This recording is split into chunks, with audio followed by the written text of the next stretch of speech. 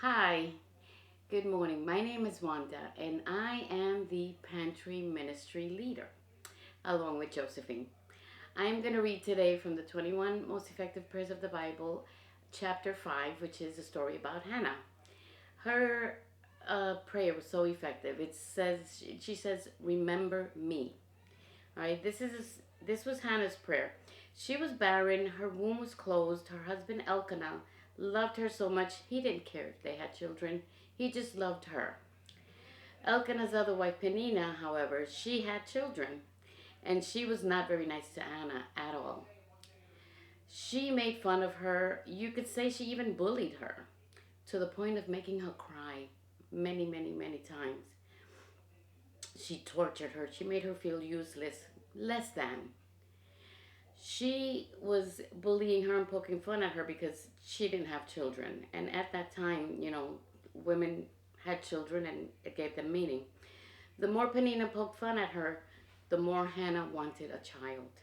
The deeper her desire to have a baby grew and grew. In 1 Samuel 1, verse 3 through 8, we can see how much Elkanah loved Hannah.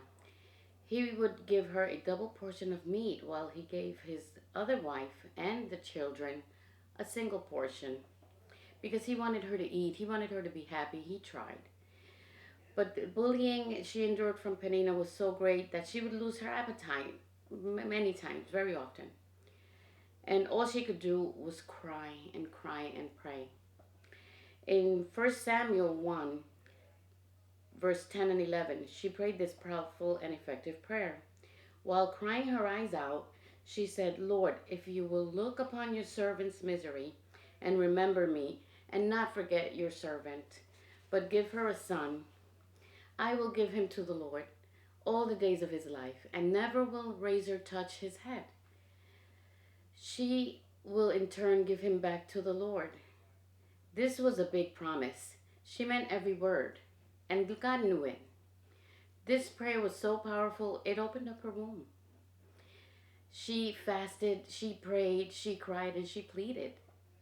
One day while praying, there was a man named Eli, and they were in church. He was watching her. He saw her lips moving, and they were moving vigorously. She was just praying, but not out loud. She was whispering. He thought she was crazy or maybe drunk because no sound was coming out of her mouth. He approached her and said, "Woman, stop your drinking and, drop the wine." Boy, was he quick to judge. But she spoke up. She told him, "Sir, I am deeply troubled.